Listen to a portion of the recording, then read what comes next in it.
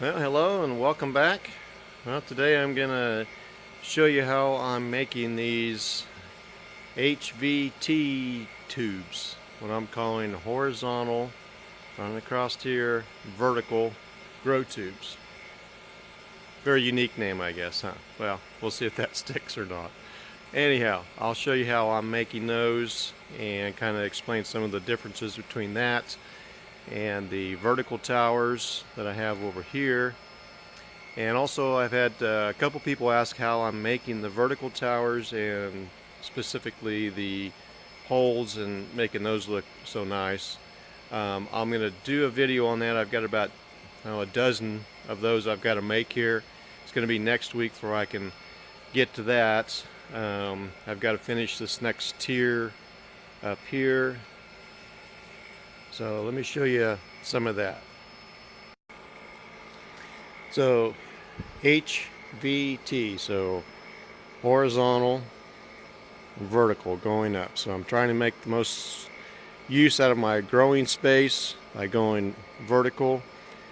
And the advantage of these horizontal ones is that the water is constantly in the tubes. Depending on the growth size of the plants, it can be up to here for just starters, and down lower for more mature plants.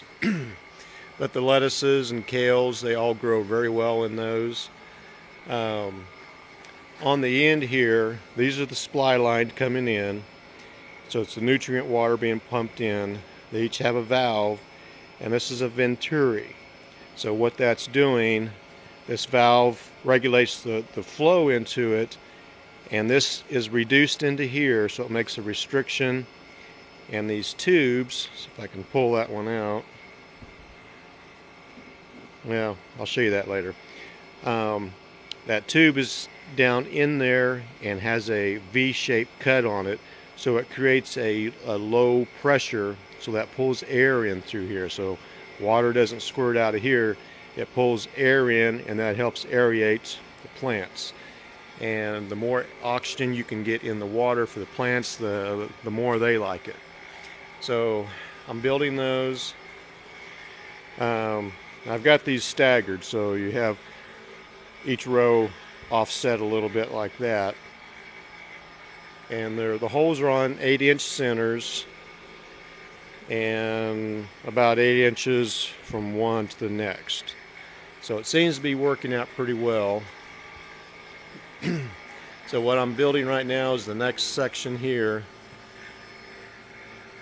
So I'll show you how I'm cutting these holes for these tubes. So it's going to go up to here, and then behind that there'll be another section that will go up, so there'll be 3 tiers in here when I get this section done. And if these are still working as good versus the vertical towers, I'll do more out this way, another 20-foot section going up. Now this section is 10 feet pipes, and there's 7 in. Yeah, 7. So there's 105 plants that I can get in here. Excuse me. So each section has 105 plants in there, 15 per tube. The vertical, they are 7.5 feet tall, and there's 18 holes in those for plants. Now the problem I have with these here is getting water flow consistently coming through and dripping down, because you can't have too much water coming in, but you gotta restrict it enough to slow the water down so it doesn't leak out or just flowing too fast. These new ones I've got, my holes are a different size, so they are working much better than like those back ones. So I'll get to building those here pretty soon. But for today, so I got steps going up here, so let's get up to this tier here, and you'll be able to harvest these. And then you can also reach down here and harvest these top ones here a little bit easier. And then, like I said, there'll be some more steps going up here to the third tier up at that height. So we'll see how this all works, and hopefully it's going to do good. Okay, for these I'm using Schedule 40 4-inch. It's not the solid core. It's a little less expensive than the pressure pipe. That's what I'm using for the HV tubes. Whereas the vertical ones, I'm using the 4-inch. It's a sewer pipe, so it's a thin wall. It's easier to mold and shape, and it's less expensive. So this wood jig I've got down here, that's actually for the vertical towers. So it's 7.5 feet, which is what I make those, because they've got to be where you can reach them. It's a lot easier anyway than versus going to a full 10 foot. So for the HVs, I'm using 10 foot, and I just made a marking jig, just used some pipe. So on the second tier level, it's number 2. So I just mark my holes on here, and that's where I drill those. Okay, well, I got the holes started drilling here. Finished drilling those there.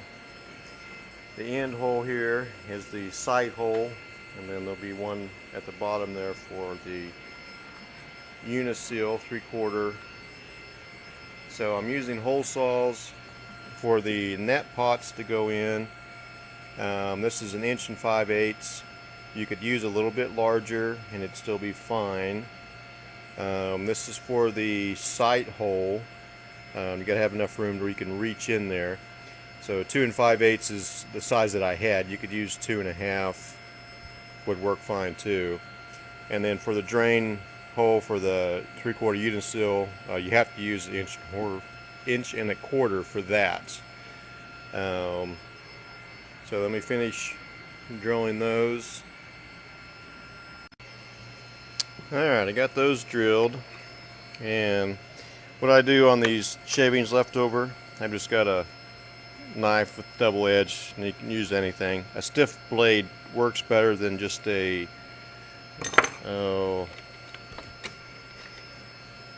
I think it works better than a blade like this here. That's sharper, but it digs in a little too much, and this isn't quite as sharp, and it is stiff, so it scrapes off easily. And kind of get around there a little bit. Do each hole, doesn't take very much. You clean those out, and you're good to go. Alright, now on my racks, what I do is I'm just using an L bracket, screwing that in. I use a piece of pipe as a spacer between each one. Set that up on there and screw that in, and then screw the clamp on there, and those will just tighten around there and keep it from moving either way. And you can see this end side hole, and then that's for the 3/4 Uniseal. So my pipe sticks up through there and goes down into my drain line. Then I just put a 4-inch cap on the end, and on the other end putting the supply line.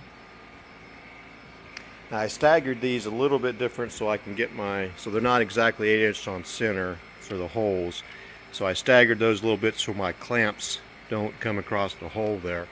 So I adjust those and make those fit.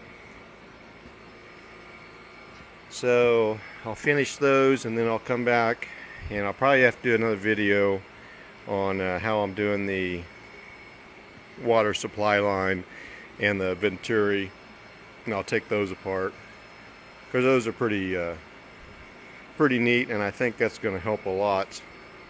And I have oxygen going into my nutrient tanks and all that, but any extra, and that doesn't cost much for the parts, but you got water coming through there, and it's a free air source pretty much, as opposed to having another air blower, air stones going in. So I think that's going to do it for this video. And like I said, I got to finish this section here, and then I'm going to jump on getting some more vertical towers made here. And let me show you the starts. Let me raise this up and I'll show you my plugs going here. Yeah, here's my heating propagating table. So these are the plugs that'll go in the HVs and the vertical towers. So I've got some Bibb lettuce and some red kale, let's see, we've got romaine, salad bowl, basil. These are all going to go in the HVs, and I got to get some more started for the verticals. And the basil, those I wouldn't put in the HVs because they grow huge. So I'll be putting those in the vertical on the back wall, because you can harvest those all year long. So these plugs are just in trays that hold so that waters keeps them wet, because these are designed to be wet. And we got some salad mix microgreens setting in there to keep them germinating and getting warm. So okay, well, I think that's going to be it.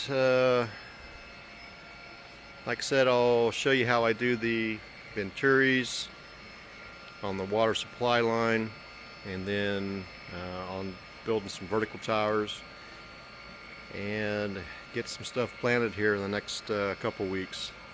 Well, thanks for watching, and leave any comments. I'd appreciate it, and subscribe so you get some notices when I do videos. I would appreciate it. Bye.